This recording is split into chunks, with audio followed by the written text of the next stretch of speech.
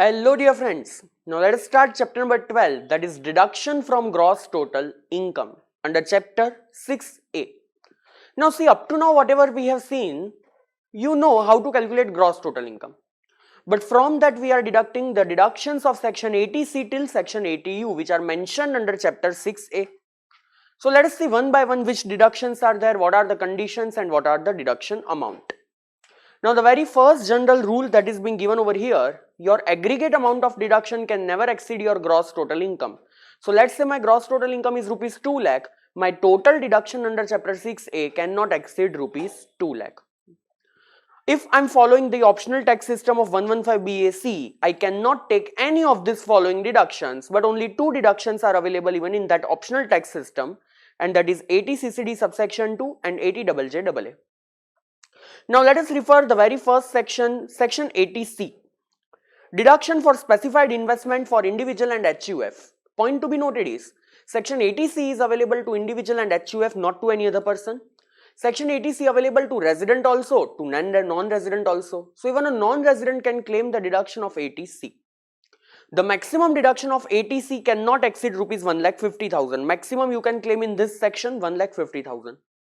Now in that there are so many things for which they are giving us the deduction. The very first is life insurance premium. See, whenever you are an individual, you are paying the life insurance premium for yourself plus spouse plus any children. Any children means dependent, independent, both. You will get the deduction of section 80C.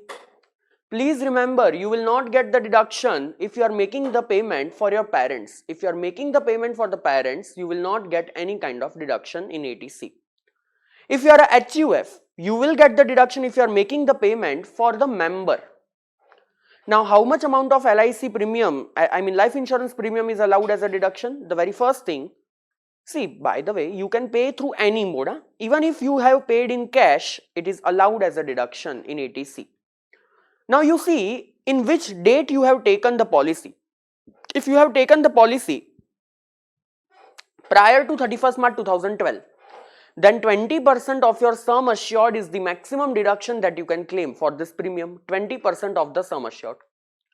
If you have taken the policy between 1st April 2012 till 31st March 2013, then 10% of sum assured is the maximum amount of deduction. And if you have taken the policy on or after 1st April 2013, then again 10% of sum assured. But if the person for whom you have taken the policy is suffering from disability of section 80U, mentally disabled, physically disabled, then instead of 10%, you will get the deduction for 15% of the sum assured. Now, whenever this life insurance policy will get matured, whether it is taxable or it is exempt, the answer is it is exempt.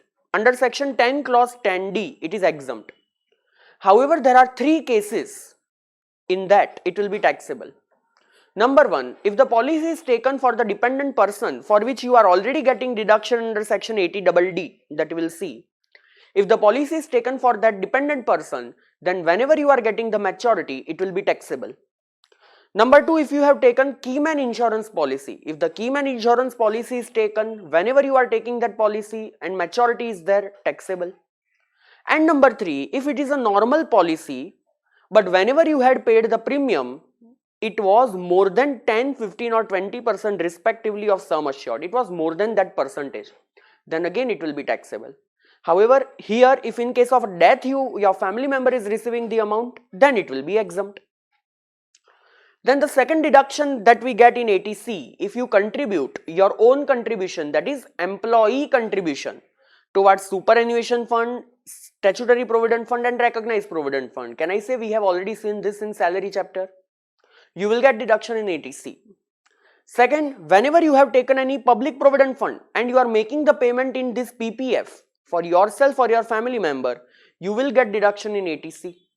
However, whatever is the interest on PPF, it will be exempt. Interest on PPF will be exempt. Then in post office, you can open an account called Sukanya Samriddhi Yojana. In exemption chapter, we have seen that interest is exempt. Whenever you will make any kind of distribution to this Sukanya Samriddhi Yojana, that distribution will be allowed as a deduction. Now, whenever you are making any investment called NSC, National Savings Certificate in post office, whatever amount you contributed in National Savings Certificate, it is allowed as a deduction, plus whatever interest you will get on this NSC every year. First you have to add to your IFRS income, and after that, of that interest, again you will take deduction in ATC. So for interest, first we'll add and then we'll take deduction of ATC. Then whenever you are making the payment of any tuition fee, see, if it is school fee, college fee, then one of the element will be tuition fee. If that tuition fee is paid in India for full-time education for maximum up to 2 children, so if paid outside India, no deduction. If paid to any coaching class or part-time education, again no deduction. If paid for, let's say, more than 2 children, then up to 2 children you can take the deduction, not more than that. The very next point says, whenever there is a house property, which is as per section 22 of house property head, it is a house property. You are purchasing any new house property and you are making the payment of any stamp duty or registration fee. Stamp duty or registration fee, it will be allowed as a deduction in ATC. And whenever you have taken any housing loan from government, from bank, for LIC, from public company, then whatever principal repayment you will make every year, you will get deduction in ATC. Remember, interest repayment you will get in 24 clause B. Principal repayment you will get in ATC. If you have taken the loan from friend or relative, then interest you will get deduction. Principal repayment you will not get the deduction, because here the loan lender should be specified one. And last, which is important one, whenever you are making any fixed deposit in any scheduled bank or post office, which is more than or equal to 5 years, for minimum 5 years you are making the investment, then whatever investment you have made right now, it will be allowed as a deduction in ATC. But let's say in future, within 5 years, you are withdrawing that. Before 5 years, you are withdrawing that. So whatever deduction was allowed earlier, that will be taxable in the year of withdrawal. So that was section ATC. Now ATCCC. Whenever you have taken any LIC pension fund, you are individual, resident or non-resident.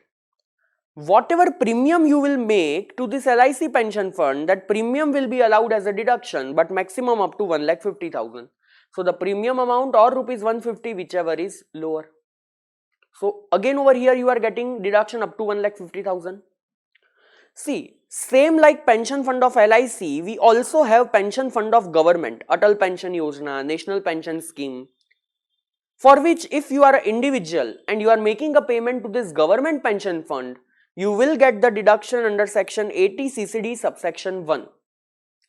Now for that you have to see whether you are an employee or you are a self-employed person. If you are employee, then what will be the deduction? It will be up to 10% of your salary, or whatever actual you have paid, or rupees 1,50,000, whichever is lower. What I said, if you are an employee and you are contributing to government pension scheme, then what is the deduction? 10% of the salary or actual payment, or 150, whichever is lower. What is the meaning of salary in that? Basic plus DA percentage. Basic plus DA percentage, you don't have to add commission over here. But if you are a self-employed person, then deduction will be 20% of your gross total income, or actual payment, or 150, whichever is lower. See, for employee it was 10% of salary, here 20% of gross total income, maximum up to 150. But there is a small section 80CCE which says that total of 80C plus 80CCC plus 80CCD subsection 1 together cannot exceed 1,50,000. So whatever we have seen up to now, of all of them three, together it cannot exceed 150. And to promote government pension scheme, they have introduced one subsection 80CCD subsection 1B, which says whenever you are contributing to government pension fund, you are getting deduction of 80CCD1, right? But that is within the limit of 150. Over and above that, whatever payment you are making, please take up to 50,000 of extra deduction in 80CCD1B. So let's say I have made the contribution to government pension scheme for rupees 1,80,000, then up to 150 I can claim in 80CCD subsection 1, balance 30,000 I can claim in 80CCD1B. Or what I can do, if any other deduction is there in the question, the better thing will be, first take deduction from this up to 50,000 in 80CCD1B, and balance 1,30,000 you claim in 80CCD1. So you can do either or. Now, whenever your employer also contribute in your government pension fund, see, in government pension fund you contribute, your employer can also contribute. If your employer is contributing in your government pension scheme, first it is your perquisite. So step 1, add into your salary income. Whatever employer has contributed, add into the salary income. But for the same contribution, you will get the deduction under section 80 CCD subsection 2. But what is the deduction maximum you can claim in 80 CCD subsection 2? Up to 10% of the salary. Again over here up to 10% of salary. And here the meaning of salary will be same, basic plus DA percentage. If let's say central government is your employer and central government is contributing to your pension scheme, then instead of 10%, the deduction will be 14% of salary. It will be 14%. So that was section 80C, 80CCC, 80CCD subsection 1, 80CCD 1B, 80CCD 2. Now section 80D. 80D stands for Mediclaim. See, whenever you are an individual or you are a HUF, whether resident or non-resident, you are making the payment for Mediclaim. And if that Mediclaim amount is paid out of the income which is chargeable to tax, so it should be paid from your taxable income. Mediclaim should be paid from your taxable income. This kind of line is written in 80CCC also, in section 80E also. Otherwise, this kind of line is not there in any other section. Plus, deduction will be available only you have paid through any other mode, but not through cash. If you have made the payment through cash, you will not get the deduction.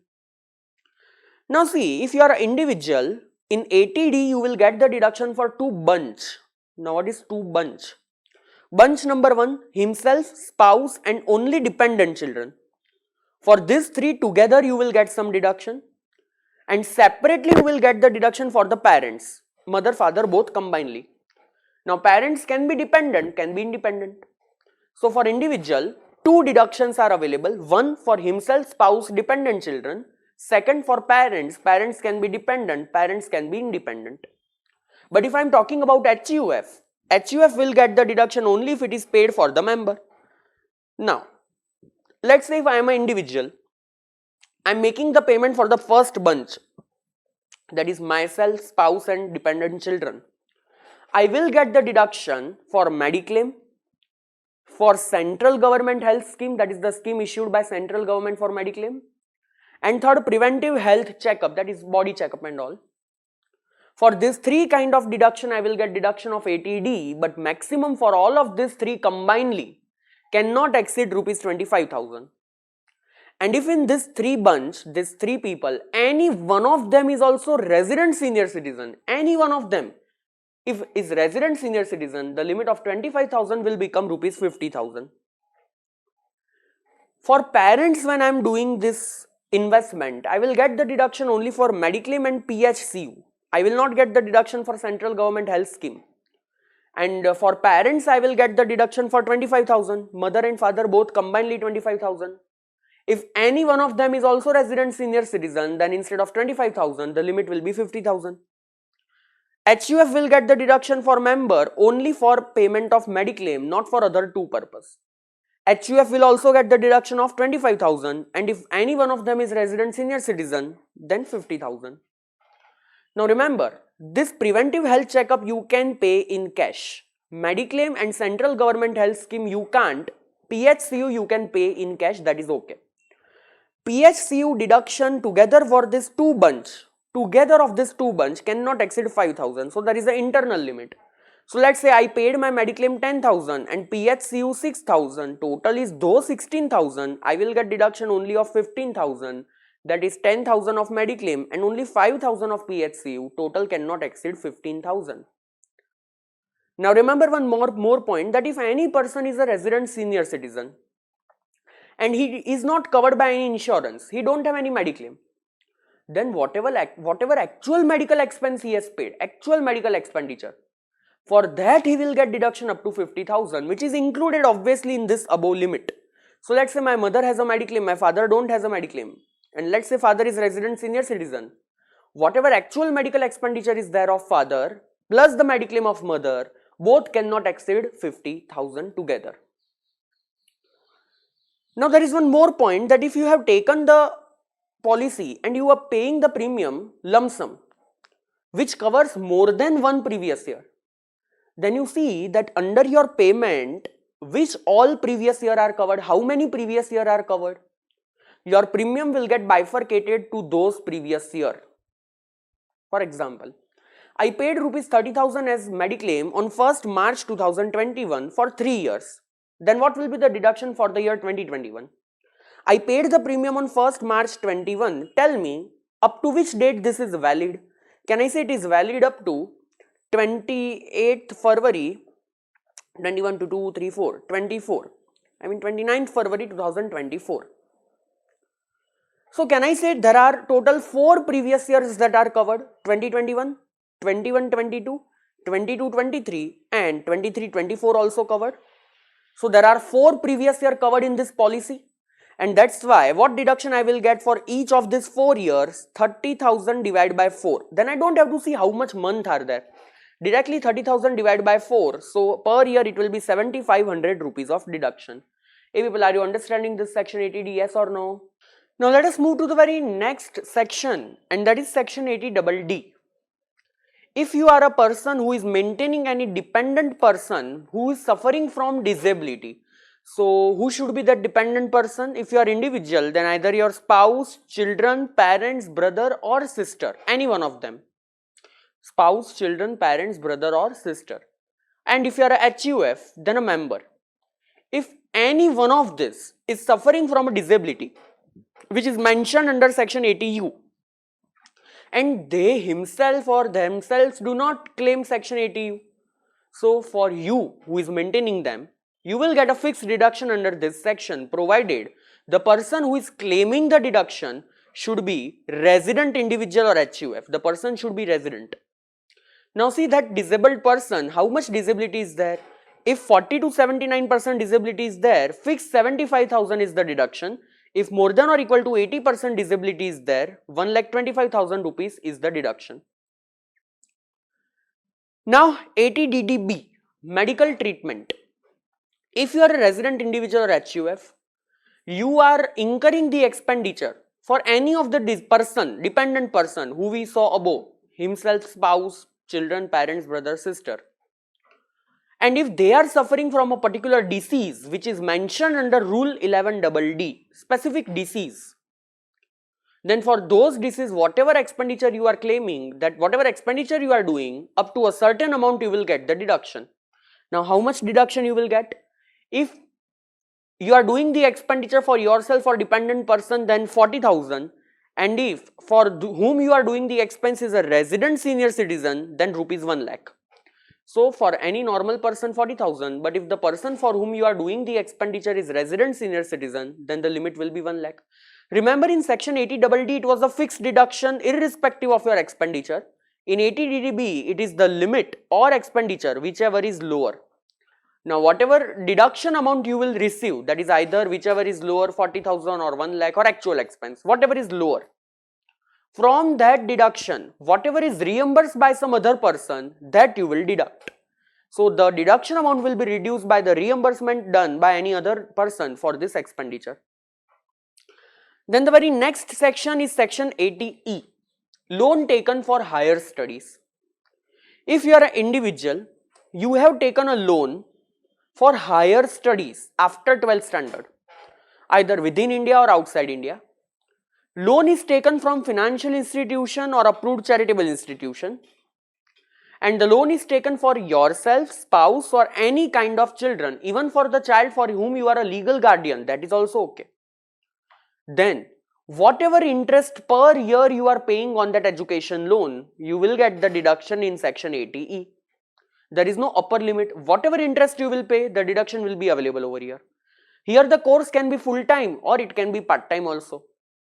But the amount should be paid out of income chargeable to tax. The same line was written in section 80D. The same line was there in section 80CCC also.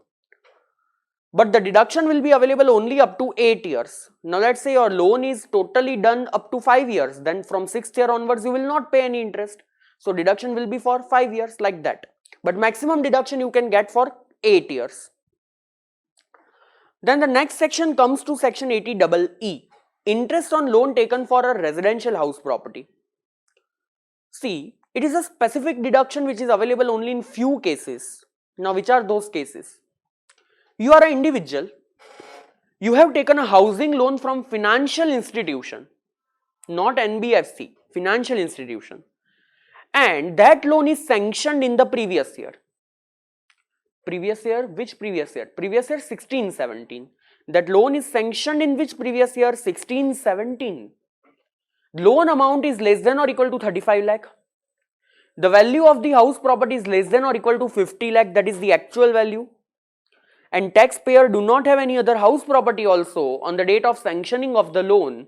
If all the conditions are simultaneously fulfilled, then whatever interest on that housing loan, first you will claim deduction in section 24 clause B. If LOP without any limit, if SOP up to 2 lakh.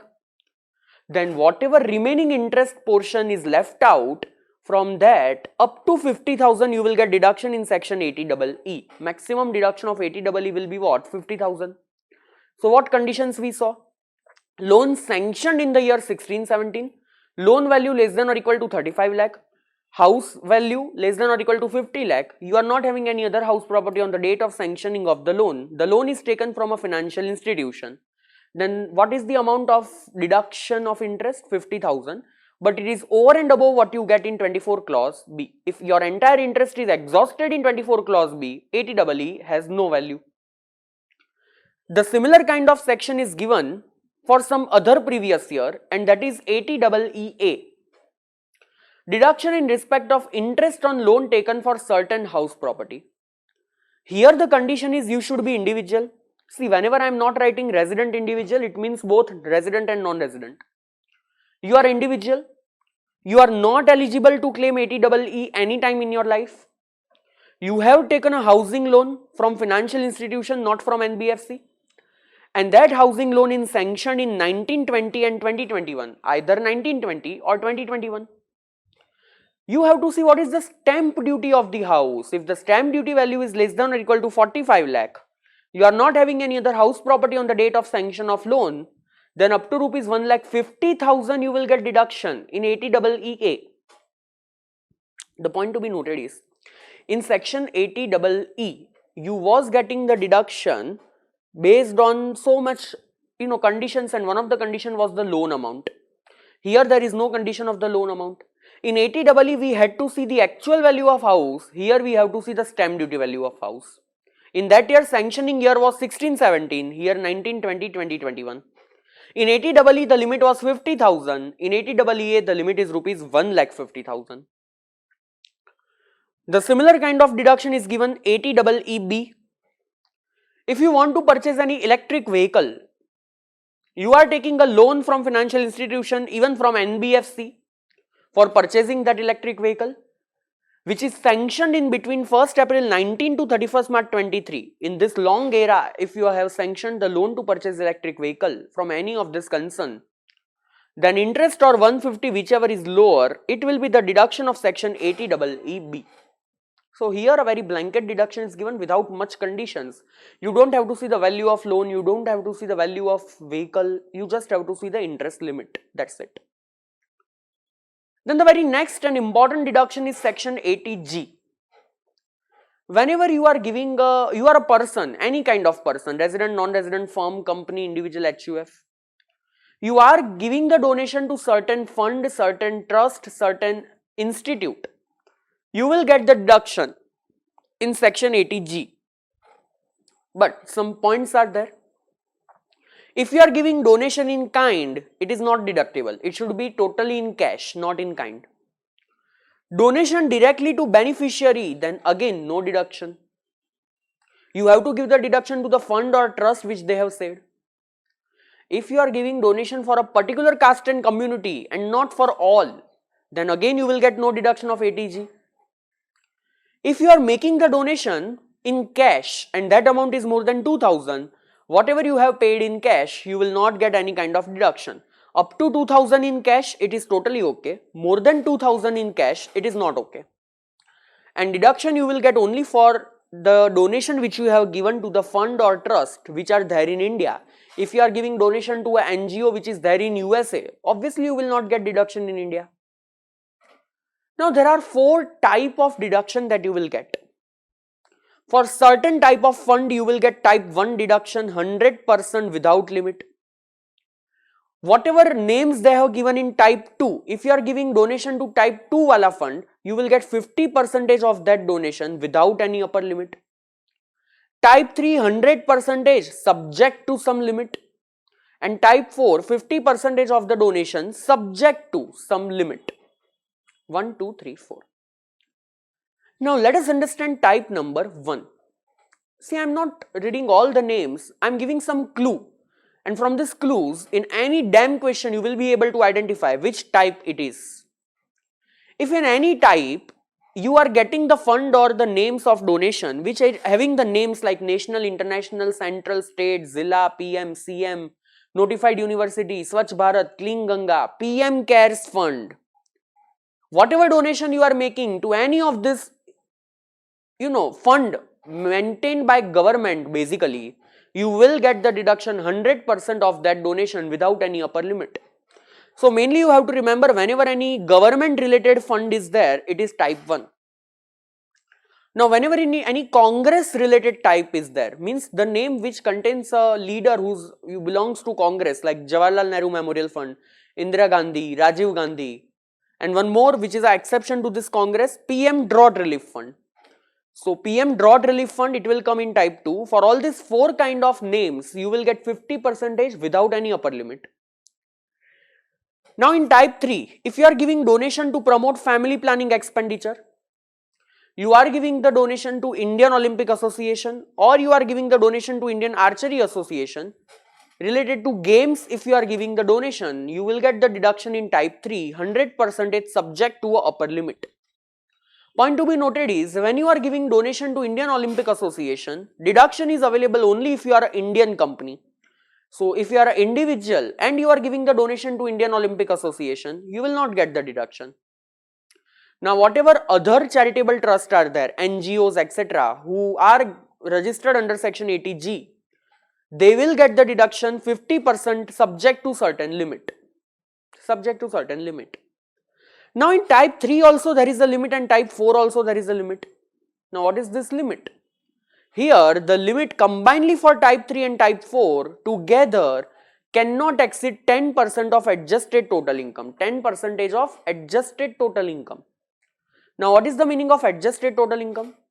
It is gross total income minus all deduction from section 80C to 80U except 80G, minus LTCG under section 112, 112A, minus STCG under 111A. This will be called as adjusted total income. Of this adjusted total income, you have to do 10%. That will be your limit. Together type 3 and type 4 cannot exceed this limit. So if I have made the donation to all of these 4 kind of fund, then what will be my total deduction? First of all, type 1 plus whatever I have contributed in type 1 fully, plus whatever I have contributed in type 2 wala fund of that 50%, whatever I have contributed to type 3 fund up to 10% of adjusted total income maximum. For type 4, remember, whatever donation you have given, 50% of their donation, or whatever is your pending limit after deducting type 3, 50% of that unexhausted limit, whichever is lower. So for example, I am an Indian company. I have given donation to Indian Olympic Association 60,000. Can I say this is type 3? I have given the donation to a trust, type 4, and the limit is 10% of ATI, which is rupees 1 lakh. Now from this 1 lakh, I will take first deduction of type 3. How much is the donation? 60,000, which I will get fully. Now what is the balance limit available with me? 40,000. And what is the donation I have given? 1 lakh. Whichever is lower, 40,000, of that also you have to do 50%, that will be 20,000. So the total deduction in my example will be rupees 80,000. Hey people, are you understanding this? Means in type 4, you don't have to do just 50% of the donation. You compare your donation and the balance limit, whichever is lower, of that lower amount also do 50%. That will be the deduction of type 4. And together of this all 4 type deduction, you will get 80G. The very next section is section 80GG. If you are an individual, either you are an employee somewhere or you are a self-employed person, but you are not in receipt of house rent allowance, you are not receiving house rent allowance, then whatever rent you are making, whatever rent you are paying for your house, you will get the deduction under section 80GG. But some condition is there. Condition number 1. In whatever city you are paying the rent, in the same city, you, spouse, HUF or your minor child should not have any residential house property. In that city, no other person of your family, your own family, only minor child, should not have any other house property in their own name. And you yourself should not have any other house property as a self-occupied property anywhere else. So, in the same city, no property is allowed. Anywhere else, no other SOP is allowed. If it is the case, then what is the deduction? Number 1, up to 5,000 per month. That is, if you are paying the rent for all the 12 months, then maximum deduction will be 60,000. Or 25% of adjusted total income. Now here what is the meaning of adjusted total income? Same, gross total income minus all other deduction except 80GG minus any kind of LTCG minus STCG under section 111A. So that is 25% of adjusted total income or your actual rent payment minus 10% of adjusted total income, whichever is lower. So you have to identify the answer of these 3 steps. Whichever is lower will become the deduction of 80GG. The next section says 80GGA. See, you know that if I am having a business person and I am making the payment for scientific research, social research or rural development fund, I am getting deduction in PGBP, either section 35 or section 35 CCC, etc. But if I am not having a PGBP income, then where I can claim this deduction? You can claim in section 80GGA. So you are a person whose income do not cover PGBP income. You are making the payment for scientific research, social research and rural development fund, then deduction will be maximum up to rupees whatever you have given the donation 100%. But if you are making the payment more than rupees 2000 in cash, you will not get any kind of deduction. Same like ATG. The next section 80GGB. If you are an Indian company and you are paying any amount to a political party or an electoral trust which are registered under section 29A of Representation of People Act 1951, or you are giving them the payment for doing your advertisement and any brochure, pamphlet, etc. Whatever donation you have given to them by the Indian company, 100% of that donation will be allowed as a deduction, 100%. But remember, the deduction is available only you have paid through any other mode, not through cash. If you have paid any amount through cash, for that amount you can't claim deduction of 80GGB. Now this 80GGB is available only to the Indian company. If you are any person apart from the company, you will get the same deduction in section 80GGC. So 80GGC is for any other person, but for Indian company it is 80GGB. Point to be noted is foreign company nowhere covered. Because in 80GGB only Indian company is there. In 80GGC any person is there other than company. So foreign company is not covered anywhere. They will not get the deduction. If the payment to political party is done by any local authority or any artificial judicial person which is 100% funded by government, this 2% cannot claim 80GGC. This 2% can't get the deduction, all other person will get the deduction. Here again the person can be resident, person can be non-resident. The next section 80QQB, royalty income of author. If you are a resident individual, you have authored some book related to literacy, scientific nature, artistic nature. See, whatever you are getting the royalty, first add it into your income after deducting expenditure, and whatever net amount you have added to your income, for that you will again get the deduction in section 80QQB subject to a limit.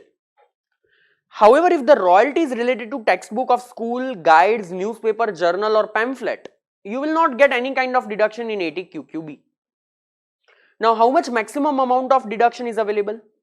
You see whether you are receiving a lump sum royalty or a percentage wise royalty. If it is lump sum royalty, then deduction will be whatever amount you have received or rupees 3 lakh, whichever is lower. But if it is percentage wise royalty, then you see how much percentage you are getting. If it is more than 15%, convert the royalty, that what royalty I would have received if it is exactly up to 15%, that not more than 15%, subject to rupees 3 lakh, whichever is lower. So let's say I am receiving royalty at the rate of 20% and the amount which I am getting is rupees 4 lakh. Then first you have to see that how much will be my royalty if I would have received at the rate of 15%. Can I say 4 divided by 20 multiplied by 15, it will be exact rupees 3 lakh. And maximum deduction is also rupees 3 lakh. So you will get the deduction of rupees 3 lakh over here. Now let's say here at the rate of 20% I would be receiving 5 lakh rupees. And if I want to convert in 15%, then what it will be? 5 divided by 20 into 15, that will be 3.75. But the deduction I can get is maximum what? Rupees 3 lakh. But if the royalty which you are going to receive is from abroad, then whatever has been accrued during the year, please add 100% in your income. You have to add 100% in your income. But from that, deduction will be available only for those amount which you have actually received within 6 months from the end of previous year, that is up to 30th September in your case. So let's say from abroad I was receiving the royalty of rupees 5 lakh during the year. So 2021 I will be adding into my income rupees 5 lakh. But up to 30th September 2021 I have received only rupees 2 lakh. Balance I will be receiving then onwards. So I can claim deduction maximum of rupees 2 lakh. This rule is applicable only if you are receiving the royalty from abroad. And as I have told you earlier, deduction is available only of the net amount which you have added to income after deducting expenditure, not of the gross amount. Now that was royalty income of an author. If you have patent and you are receiving royalty for a patent, then deduction will be available under which section? 80 RRB. Again, it is available if you are a resident individual and you are registered as true and first inventor under Patent Act 1970. Then whatever royalty you are receiving up to rupees 3 lakh, you will get the deduction in 80 RRB. Here there is no percentage condition, only rupees 3 lakh you have to see. And the same rule, if you are receiving the royalty from abroad, then whatever you have received within 6 months from end of previous year, only that much deduction you can claim. The same rule of 80 QQB also available over here. The next section, 80 JJAA. If you are a person who is an audited person, you have started your new business and not the existing business. During the year, you are hiring some new employee. Whatever salary you are paying to them, of that salary expenditure, again you can claim up to 30% of the expenditure in section 80 JJAA. And this 30% you can claim consecutively for 3 years, starting from the year in which that new employee is appointed. Now remember, he should be a new employee. There should be an increase in your total number of employee. I removed 2 and I appointed 2. So that does not increase my total number of employee. No 80 JJAA. I removed 2. I appointed 3. So whatever is 1 extra employee, that is increase in my number of employee. For that 1 employee, I will get deduction under 80 JJAA. But deduction is available only if you are making the payment through account pay check, draft, ECS or other electronic mode, not by any other mode. And deduction is available only when there is increase in number of employee. If there is no increase in number of employee, there is no deduction. But if you are starting your new business, that is the very first year of your business, whatever total employee you are hiring, of that total employee cost, 30% you can claim under 80 JJAA. But remember, 80 JJAA available only if you are an audited person. Now 4 kind of employees are there which are counted as ineligible. Means if you are appointing this 4 kind, any one of them 4 kind of employee, for them you will never get deduction under 80 JJAA. Number 1, employee whose salary is more than 25,000 per month. If any employee is there whose salary, total emoluments more than 25,000 per month, you will not get deduction in 80 JJAA for that employee. Number 2, if any employee whose entire salary is contributed by PF department or ESIC department, you will not get 80 JJAA. Number 3, any employee who is employed during the year and the total number of working days is less than 240, then that employee is not to be called as appointed during this year, but he can be said as appointed in the very next year. So let's say in this year I appointed any employee on 1st December 2020. So can we say he is appointed for less than 240 days in this previous year? So in this year I will not get any deduction for that employee, but the deduction will start from the very next previous year for 3 years. But if I am into the business of manufacturing of apparel, footwear and leather product, instead of 240 days, I have to see the duration of 150 days only. And last, those employees for whom employer don't deduct provident fund like a casual worker or so, for them also 80JJAA not applicable. Now, next two section which you will definitely forget in exam, ATTTA, ATTTB. What is ATTTA? If you are individual and HUF, either resident or non-resident, you are receiving saving bank account interest from either bank or post office. What you are receiving? Saving bank account interest, bank or post office. First, add this interest into your income, and then for the same interest, you will get deduction in section ATTTA. But the deduction will be available maximum up to what? Rupees 10,000. But if you are a resident senior citizen, for you ATTTA will not be applicable. For you ATTTB will be applicable. If you are a resident senior citizen, for a non-resident senior citizen, ATTTA. But if you are a resident senior citizen, ATTTB. For you, if you are receiving saving bank account interest or FD interest from either bank or post office, first add it into your income, and for the same income you will get deductions maximum up to rupees 50,000. But that deduction is available in ATTTB. So they are getting for FD interest also. In ATTTA, FD interest was not allowed.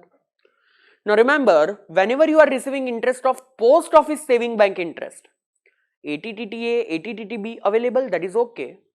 Plus section 10 clause 15 also available, wherein up to 3500 the interest is exempt. Now let's say from post office you are receiving saving bank account interest for rupees 13,000. First, I will claim exemption of 10 clause 15 up to rupees 3,500. So what I will add into my IFOS income 9,500, and for the same 9,500 I will get deduction in ATTTA up to 10,000, that is 9,500. So first I have to apply 10 clause 15, then I will apply ATTTA. And the last section for the revision, ATU. Deduction in respect of an income for the person who himself is suffering from disability.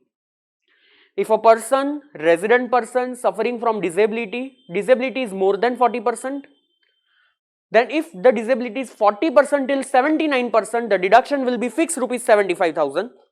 And if it is more than or equal to 80%, fixed deduction of 1,25,000 will be available. So here I have covered, I don't think I have not covered any section. Whatever sections are there in deduction in your syllabus, each and every section I have covered over here. So I can say over here almost 99% of the syllabus of deduction chapter is thoroughly revised in this particular video. Thank you so much guys.